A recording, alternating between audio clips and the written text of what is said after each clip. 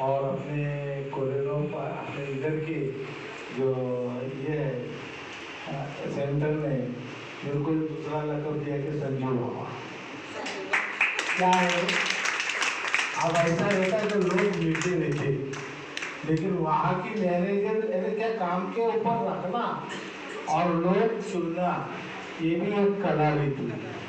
अब ये शेख सर के पास ऐसी कौन सी जादू है क्या मालूम, क्या कौन सा लोग चिपक है कि जो ऐसे लोग चुन चुन के निकालते कि जो बहुत मीठे रहते। अगर उसमें रहती कि हमारे कौशल पार्टी मैनेजर संगीता मैडम, ये इतनी मीठी बातें करते कि डायबिटीज वाले की भी बीमारियां वहां पर कम होती। उन्होंने उनके नाम लिया है तो संजू बाबा। अब क्या हुआ कि मैं हॉस्पिटल, सरसों हॉस्पिटल का सर में तो पता है, मेरी बीवी को डायबिटीज अटैक हुआ था, उसको 4 डिसीज है, बीपी है, शुगर है, फिर उसको पैरालिसिस का अटैक हो गया, फिर उसके बाद में उसको फिल्स आती है। ये सब के बारे में इलाज मैंने ससुर हॉस्पिटल में किया, ताराचंद में जाके उसका पंचकर्म किया, ये सब चीज़ें मैंने किया। मगर जब मेरे को हेल्थ वैल्यू सेंटर का हमारे समधी जो है, तो उन्होंने फिरोज भाई बोलकर है, उनको पीठ का दर्द था बोलकर वो हेल्थ वैल्यू सेंटर में आते थे और उन्होंने मेरे को उसका पता बताया। पता बताने के बाद में मैं आया, आने के बाद में मैंने ये सब पूरी जो थेरेपी है, ये थेरेपी किस चीज़ पर और कैसे काम करती है, नुकसान क्या करती है और फायदे क्या करती है, और फायदे करती तो वो कैसे नेचुरल करती तो क्या करेगी, इसके बारे में जो मैंने सब समझा। सर से भी मैं पूछता था, हमेशा जो भी क्वेश्चन मेरे को लगता था मैं सर को पूछता था, सर उसका जवाब देते थे। कुछ जवाब संगीता मैडम को आता नहीं था तो संगीता मैडम बोलते थे कि जब बड़े सर आएंगे तो आप पूछ सकते। यानी इन बातों से क्या होता मालूम है क्या, क्या आदमी के दिल में जो नहीं रहे जो बातें वो सब निकल जाती। रहा सवाल डॉक्टर तो मैंने बहुत देखे, लेकिन मैंने सिर्फ पदवीधर देखी। मेरे जिंदगी में एक छोटा सा किस्सा सुना था तुमको। मैं डायरेक्टर ऑफ एजुकेशन में भी सर्विस को था, तो वहां पर मेरे को एक अकाउंट ऑफिसर क्लास 1 काका साहब मारुतराव विद्यार्थी जो राइटर भी थे, उम्र के 24 साल में वो क्लास 1 ऑफिसर बने। और उसके पहले उनकी जिंदगी क्या थी, तो वो बड़ गार्डन पुलिस स्टेशन में कांस्टेबल बोलकर थे। एमपीसी के एग्जाम दिए, उसमें पास हो गए और हमारी यहाँ की जगह खाली थी क्लास 1 की अकाउंट ऑफिसर की, वो उनको मिली। वो आए, मगर उन्होंने क्या करे मालूम है कि मेरे साथ में कभी ये ताल्लुक नहीं रखा ऐसा कि जैसे कि मैं उनका एक चपरासी हूँ और वो मेरे जैसे कि बॉस है। उन्होंने मेरे को पहले बुलाया, बोले देखो मेरे को कोई अनुभव नहीं ना, मैं इस जगह पर नया आया हूँ, मैं इसके पहले मैं भी तुम्हारे जैसा, तुम जैसे यहाँ पर सिपाही है, मैं वहाँ पर सिपाही था, मैं कांस्टेबल था। तो बोले मैं कांस्टेबल रहने की वजह से मेरे को यहाँ की मालूमात नहीं, तो जो मैं मांगूंगा वो मुझे मालूमात तो नहीं। अरे इतना ऊंचे ऊंचे दर्जे का आदमी, आज वो डबल ग्रेजुएट आदमी, वो मेरे को पूछ रहा और मैं उसको मालूमात दे रहा।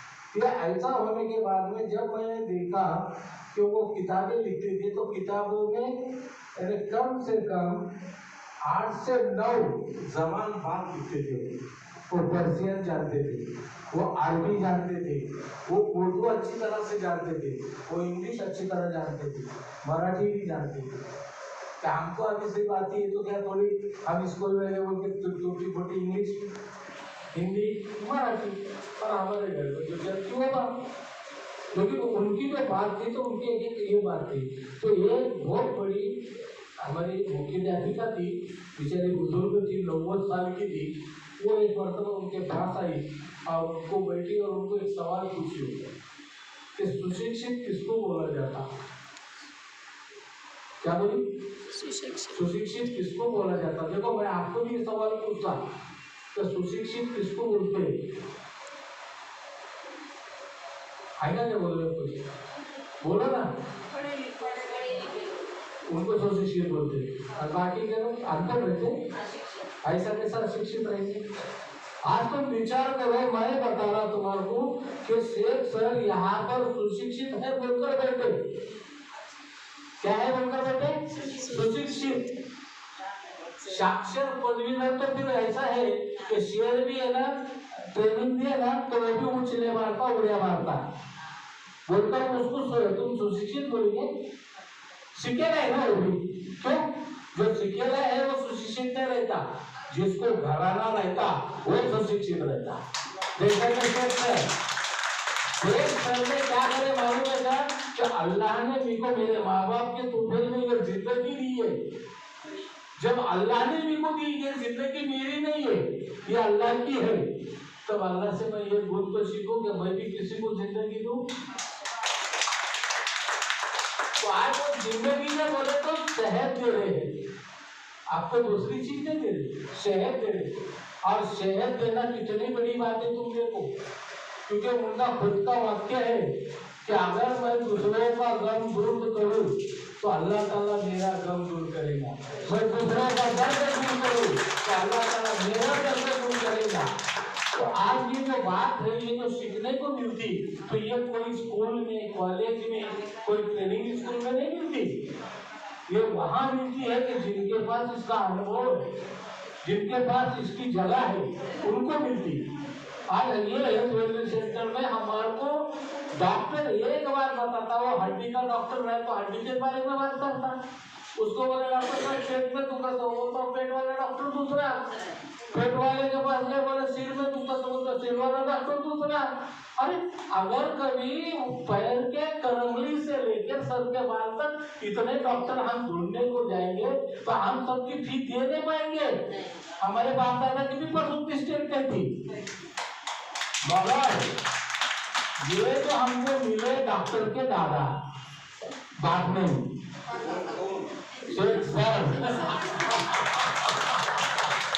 ये डॉक्टर के दादा है, ये करंगली की बीमारी से लेके जो सर के बाल क्यों झड़ रहे, ये सब तुमको बता सकते हैं।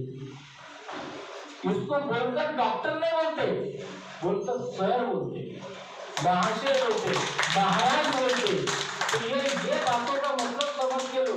आज इन्होंने तुम्हारा धर्म जाना और तुम भी उन फरिश्तों के वास्ते दुआ करो जिन फरिश्तों ने तुम्हारे को यहाँ तक लाके छोड़ा, उनके वास्ते दुआ करो, उनके साथ में दुआ करो।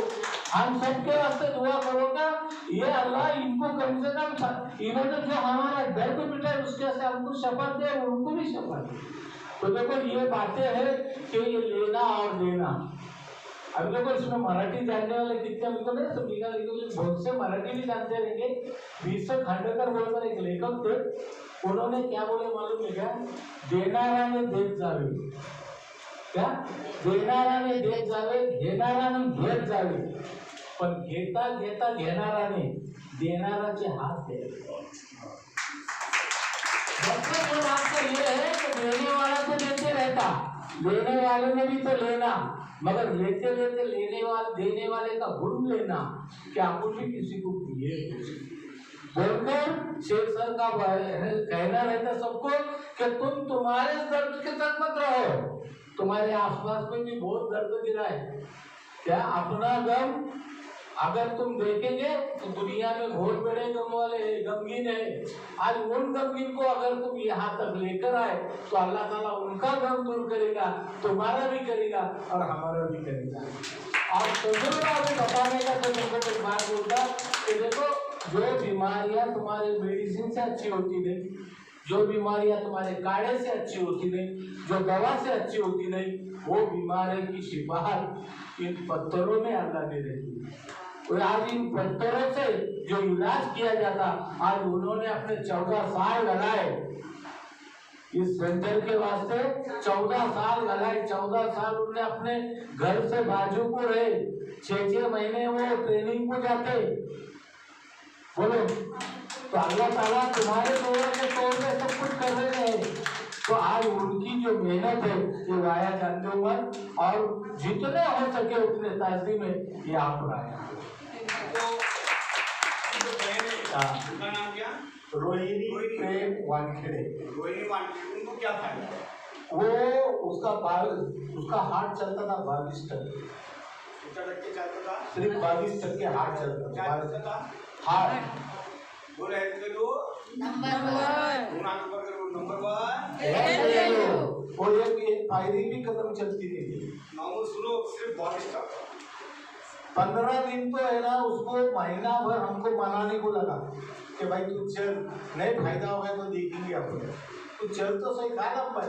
देखो मैं वेलकम के बाजू में रहता था, अभी वेलकम के बाजू से कौशल बाग का यूनिट विदिन मैं बोलता बहुत चलते गए कैसा भी आराम से 15 मिनट का रास्ता, लेकिन फिर भी मैं मेरे सास को, मेरे बहन को और मेरे घरवाले को रिक्शा से भेजता था। 20 रुपए लेते थे, जाओ पर रिक्शा से जाओ, पर जाओ तुम वहां पर। वो आते थे, उनका ऐसा दर्द हो गया कि अभी वो नॉन स्टॉप, अभी रेलवे स्टेशन में आप जाएंगे तो रेलवे स्टेशन के पायरिया कभी गिनो, रेलवे स्टेशन के पायरिया पहले पायरिया थे सिर्फ 15 और अभी वही पायरिया हो गए 90, नॉन स्टॉप 90 पायरिया मेरी बहन ऊपर चढ़ गई।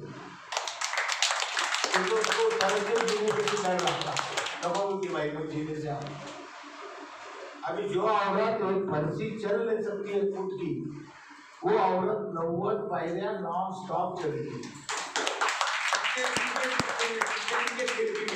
3 महीने के। हाँ बोलिए, 30-40 टॉक्सिन का टॉक्सिन जो माशाल्लाह निकलते थे, सब कुछ होता था। टॉक्सिन होने के बाद में वो 3 रात पैर दर्द करके उधर रोती थी।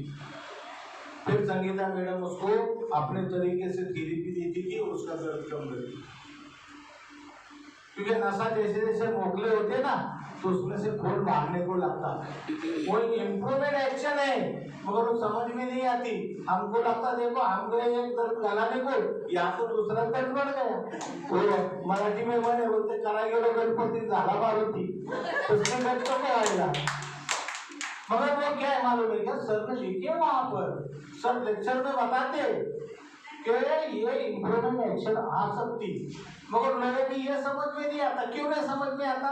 तो साइंस हमारा मुस्तकिल है, हम साइंस इतना नहीं जानते जितना वो जानते हैं। साइंस की मालूमात क्यों मिलती है? तो क्योंकि ये कोरियन के पास से ट्रेनिंग लेकर आए हैं। आज तुम्हारे को मैं बात बोलता, वहां मुर्दे का रिश्ता पोस्टमार्टम नहीं करते, तो वहां नशा तक खोल कर देखते तो किस चीजों की वजह से ये नस खराब हुई। हमारे यहाँ सिर्फ क्या देखते तो इसका डेथ कैसे हुआ ये देखते। हमारे यहाँ जो भी पोस्टमार्टम होता वो क्या देखते, डेथ कैसे हुआ। मगर कोरियन लोग ऐसे है कि वो चीज नहीं देखते, कोरियन लोग नस चेक करते। आपके मम्मी को क्या फायदा हुआ है? मम्मी की अगर उनको भी है ना कम से कम 20-25 साल से पैरों की तकलीफ थी, यहाँ तक के डॉक्टर ने बोला था कि तुम्हारे को दोनों गुर्गे बदलना पड़ेंगे।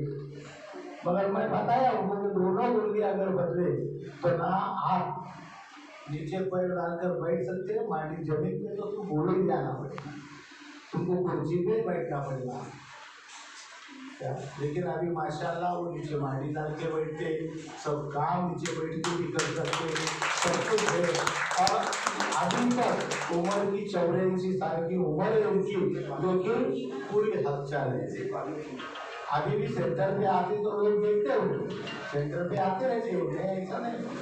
भले हमने मैच 2 मैच लिए, क्या 17 ब्रेसलेट लिए, सब कुछ करे, लेकिन फिर भी हम सेंटर को अभी तक छोड़े नहीं।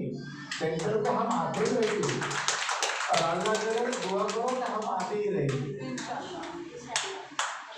तो फायदा रहे बिना तो कोई ऐसा बोल नहीं सकता और आ नहीं सकता। तो देखो जितना तुम तजुर्बा लेंगे उतना फायदा तुमको भी ज्यादा होगा क्या, और वक्त पर आने वाले का तो फायदा जरूर होगा। आपको सर बताते कि देखो तीन जगह लेते, सूरज उगने का जो वक्त रहता वो फ्रेश रहता है सुबह, फिर दोपहर में धूप तेज होती तो उसका आधा घंटा हो जाता, और शाम के टाइम के ऊपर तो ढलना चालू हो जाता। तो बेहतर जितना हमारे जितने सवेरे की थेरेपी लेंगे तो सर का तो यकीन नहीं, सर दावे के साथ बोलते कि आपको 80% गुण आना ही आना है।